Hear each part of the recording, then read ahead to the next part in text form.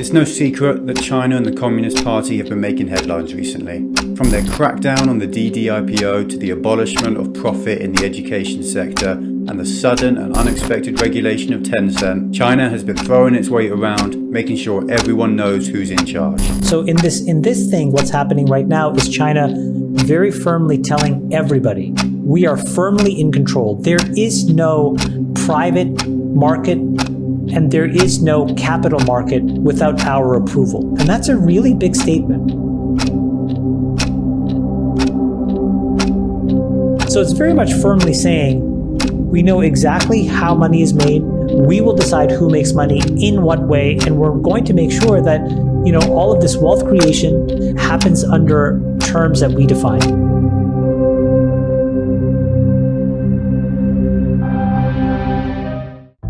I think what's happening in the short term is that the same thing that we are talking about in the United States that Sachs is, very eloquently, basically, I think led most everybody in just really framing for a lot of people is this idea that, we have privatized free speech and we have put the distribution of information into the hands of 3 or 4 founder CEO oligarchs.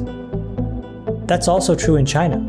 And when you look under the hood of the major internet companies, there's 4 or 5 guys that are in charge. And so I think that in the United States, politicians feel increasingly uneasy with those folks having power because it's applied indiscriminately. Trump gets banned, Trump may not get banned, this person gets distribution, this article is considered misinformation, that article is considered disinformation, this article is suppressed. It's a dangerous place to be. And in China, they were just like, enough's enough. So I think the short term, as it relates to the internet companies, was basically a realization that we are not going to allow any more devolution of power from the Chinese Communist Party to and into the hands of these internet entrepreneurs. But I think they're just smart, and they were like, we're not going to allow this to happen. So they don't have to deal with Section 230 or any law like that. I think it was just a realization that we want them to understand who is boss. Right? And so there was a wave of resignations. There was now all of this market cap upheaval. And this is now where we get to sort of like the appetizer. And I think in the appetizer, what they're basically saying is, we will control how money is made and who makes money.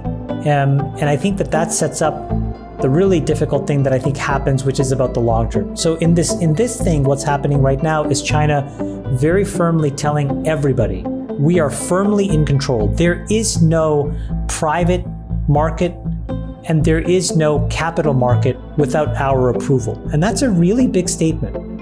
And in fact, it was such a big statement that I think the Chinese security authorities then had like a conference call at Goldman Sachs, JP Morgan, all these folks were invited. And, the vice chairman, basically, his quote was something to the effect of, we promise that any more changes will at least let you know. Not, hey, there's nothing to see here, or there's nothing more to come. It's just more that as we decide new rules, we'll make sure that we give you guys enough warning. So it's very much firmly saying, we know exactly how money is made. We will decide who makes money, in what way, and we're going to make sure that, all of this wealth creation happens under terms that we define. And I think that the setup for the long term. The long term in China is complicated. It is an enormous demographic time bomb. We've talked about this before. By the end of 2100, China's population will shrink from 1.1, 1.2 billion people down to about 700 million people, right? So they had very progressive, quote unquote, under their framework, laws of one-child policy to basically make it economically viable in the 60s and 70s. There was such a number of people. Those people were able to get great jobs in the 80s and 90s and 2000s. And now they've realized, oh wow, we made a huge miscalculation because now there is just not enough people. And so China's going to shrink. And I think that, honestly, I think Xi Jinping probably thinks the simplest way to solve this is to basically nationalize a lot of the economy over time. And so if I was a betting man, which I am in general, but I'm not in China because I just don't understand the market, I think that what we're starting to see is the beginning of nationalizations.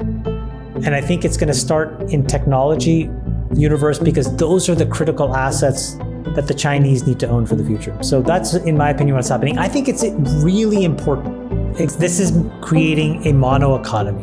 right? It's like it's going to blur the lines between public and private ownership. And it's going to basically make it one huge pot from which the Chinese government can take and put it back into as it deems fit for the broader success of China as a whole, right? So if you're a CEO and they don't like you, you're going to resign, right?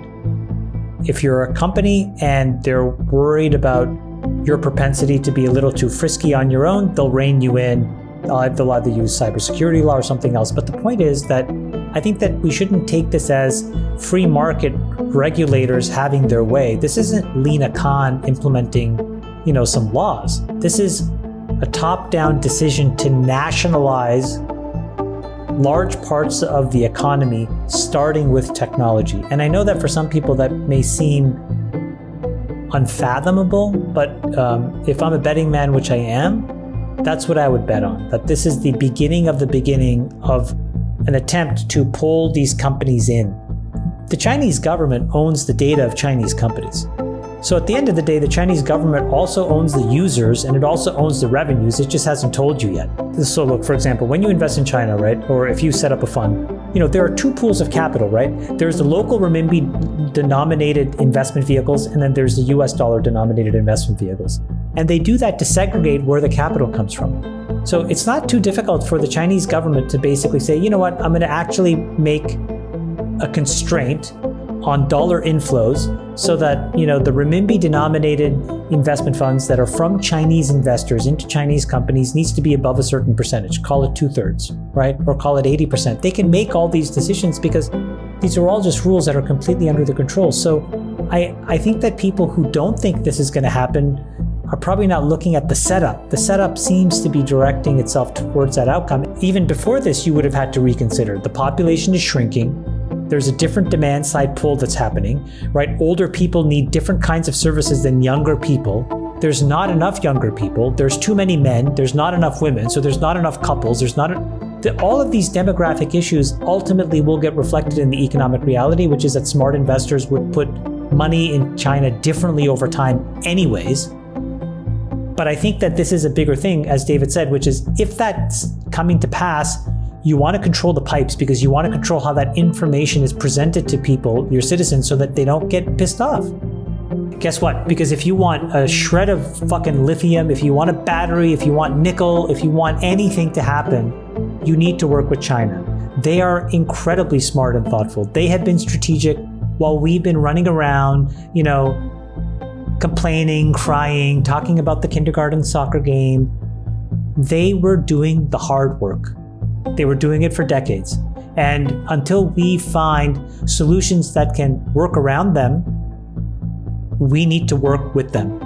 All the Chinese GPs are fine. All the Chinese companies are fine. I think David's right. It's just a discount factor. I do think it affects global dollar flows. And I think it's hard for a Western capital pool to allocate money into China without doing a little bit more work and applying a higher discount rate.